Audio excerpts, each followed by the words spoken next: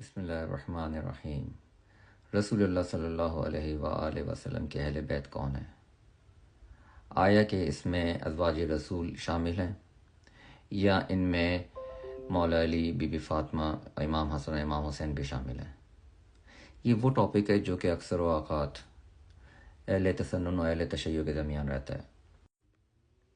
قرآن اور حدیث کی روشنی میں دیکھتے ہیں کہ اہل بیت آخر کون ہے۔ یہ آیت سورۃ الاحزاب آیت نمبر 33 میرے سامنے لگی ہوئی ہے، جس کو آیت تطہیر بھی کہتے ہیں۔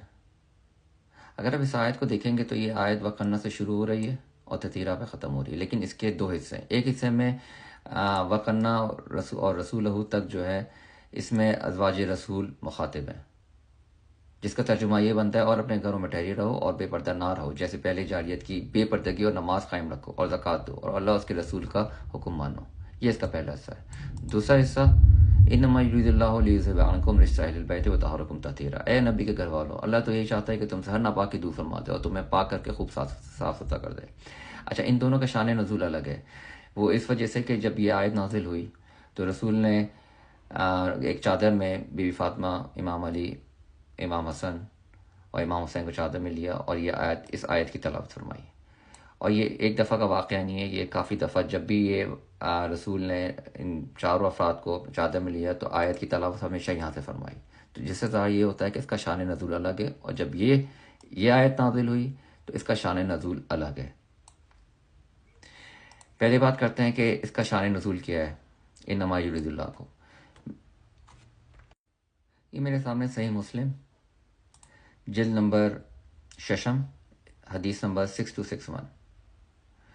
ام المومنین حضرت عائشہ سے روایت ہے کہ رسول صبح کو نکلے اور آپ ایک چادر اڑے ہوئے تھے جس پر کجادوں کی صورتیں یا ہانڈیوں کی صورتیں بنی ہوئی تھیں، کالے بالوں کی۔ اتنے میں سیدنا حسن آئے اور آپ نے ان کو اس چادر کے اندر کر لیا۔ پھر سیدنا حسین آئے، ان کو بھی اندر کر لیا۔ پھر فاطمہ زہرا آئیں، ان کو بھی اندر کر لیا۔ پھر حضرت علی آئے، ان کو بھی اندر کر لیا۔ بعد میں اس آیت کی تلاوت فرمائے، انما یرید اللہ لیذھب عنکم رجس اہل البیت ویطہرکم تطہیرا۔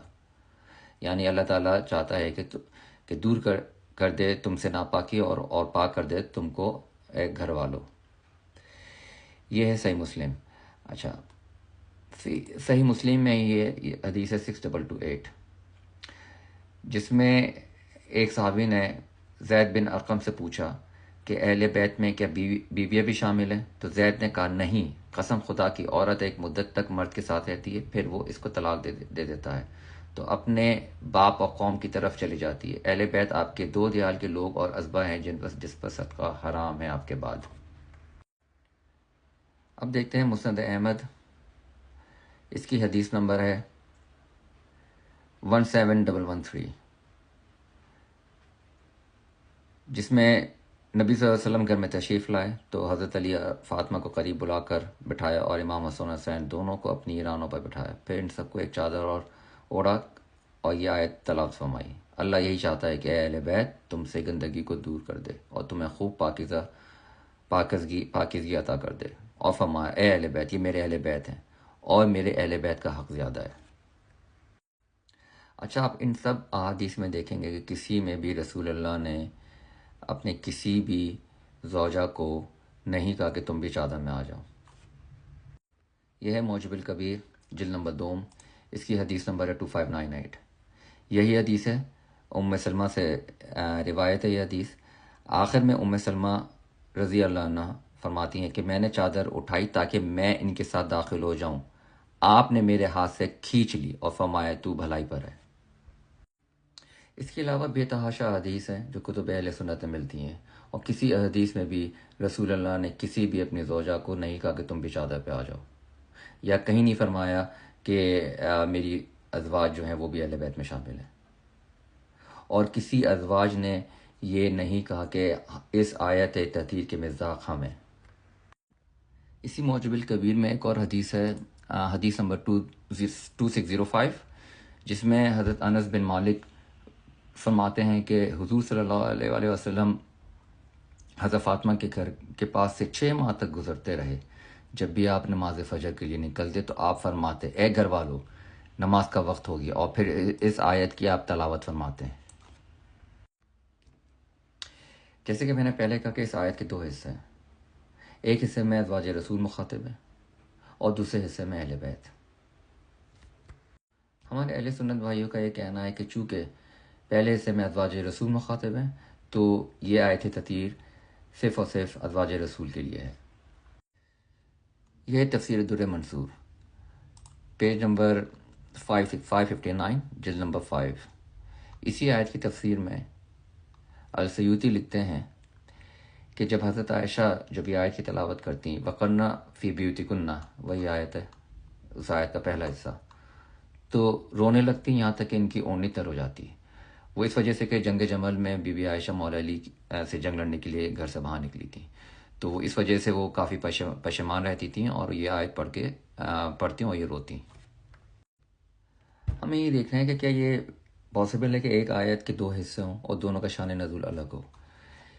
سورہ مائدہ آیت نمبر 3، اگر آپ اس آیت کو دیکھیں تو اس آیت کے بھی دو حصے ہیں۔ پہلے حصے میں اللہ تعالیٰ نے حلال اور حرام کا ذکر کیا ہے کہ کون سا گوشت حلال ہے کون سا حرام ہے، اور دوسرے حصے جو کہ حجۃ الوداع کے موقع پہ نازل ہوئی ہے اہل سنت کے نزدیک اور ہمارے نزدیک غدیر کے مقام پہ، جس میں اللہ یہ کہتا ہے کہ آج میں نے تمہارے لیے تمہارا دین مکمل کر دیا ہے۔